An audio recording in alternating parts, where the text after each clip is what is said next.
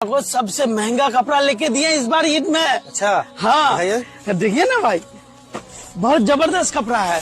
Showroom से कपड़ा लिए ना, डब्बा का। अच्छा ये देखिए, ये शर्ट है। अच्छा अच्छा हाँ हाँ हाँ हाँ, और ये है आपका, ये वीआईपी कपड़ा है, बहुत वीआईपी कपड़ा है। ये टी शर्ट है।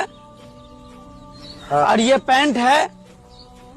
अच्छा हाँ, जी हाँ, बहुत वीआईपी कपड़ा है। बहुत जबरदस्त कपड़ा लेके दिया। कितने में लिया पैंट है? ये पैंट और टी शर्ट 280 रुपया में लिए। बाप रे, हाँ। महंगा ले लिए। जी जी, आप लिए नहीं?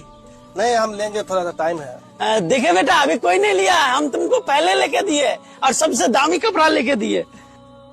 हाँ, तो आइए हम लोग के उधर कभी। हाँ हाँ इंशाल्लाह। हाँ हाँ हाँ, चलो ठीक। सलाम वालेकुम। वालेकुम सलाम।